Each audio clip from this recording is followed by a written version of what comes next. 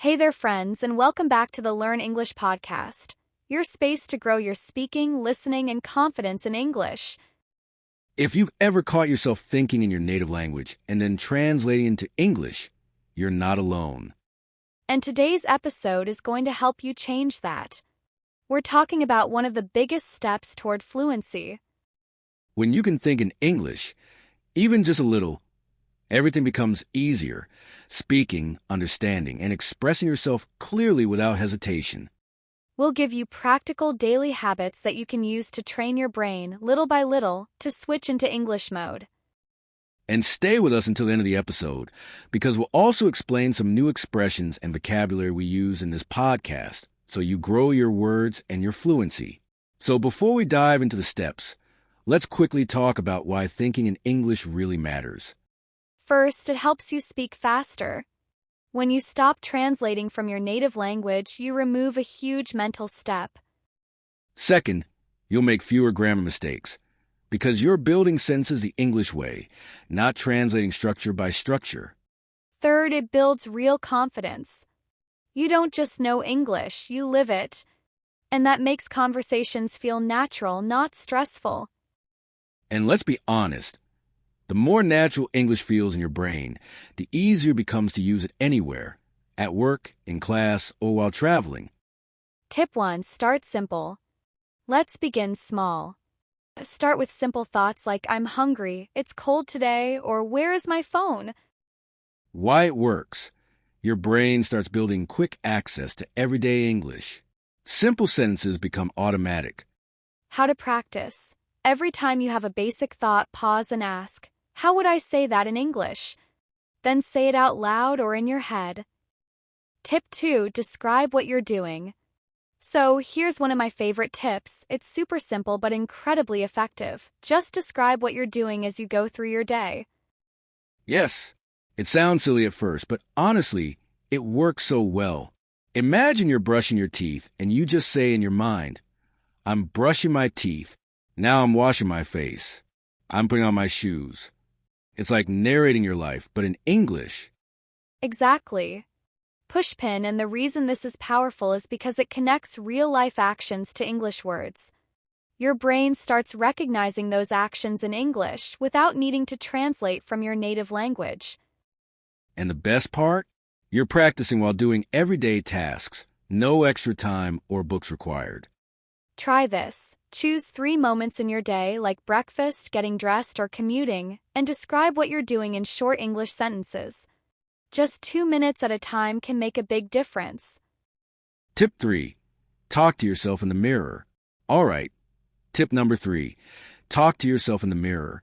It might feel awkward at first, but stay with us. This one's gold. I agree. Think of it as practicing a little speech every day, but just for yourself. Look yourself in the eyes and talk about your day, your plans, your mood, whatever comes to mind. It helps you build speaking fluency and confidence without pressure. You don't have to be perfect. You're just getting your brain and your mouth used to working together in English. Plus, seeing yourself while you talk can help with expression, rhythm, and even pronunciation.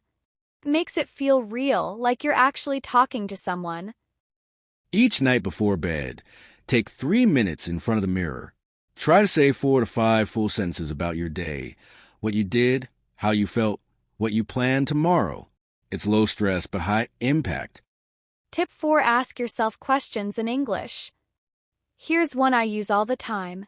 Ask yourself little questions in English throughout the day.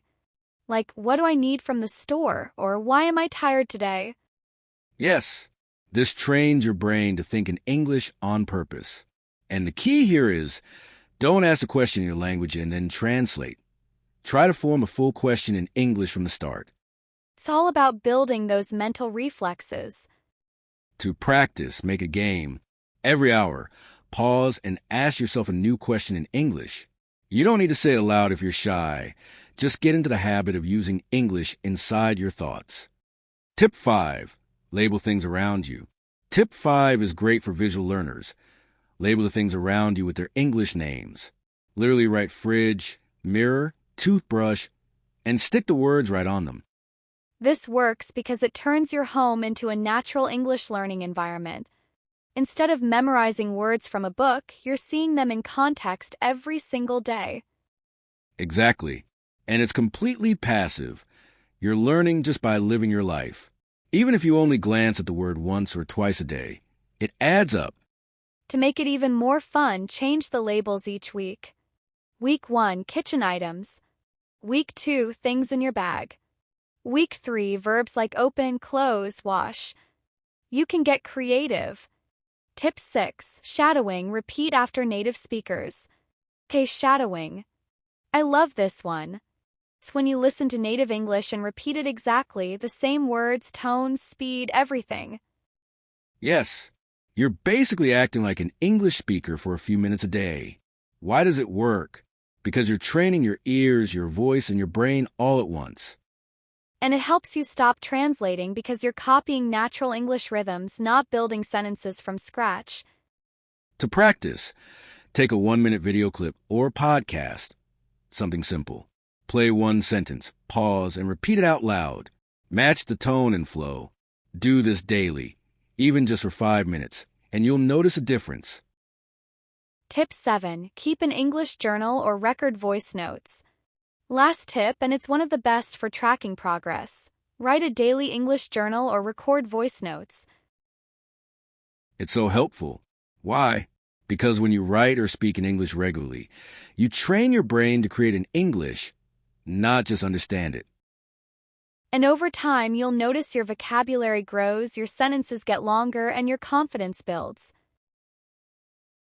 Here's how to do it. Every evening, write or say 3 sentences about your day. Even if it's just, I went to work, I ate lunch, I was tired. It counts. And once a week, go back and read or listen to your older entries. You'll be surprised by how much you've improved. Now let's move. Here's a clear and friendly vocabulary review for your 6 new words. 1 entry. Definition. Piece of writing that you put into a journal, diary, or notebook.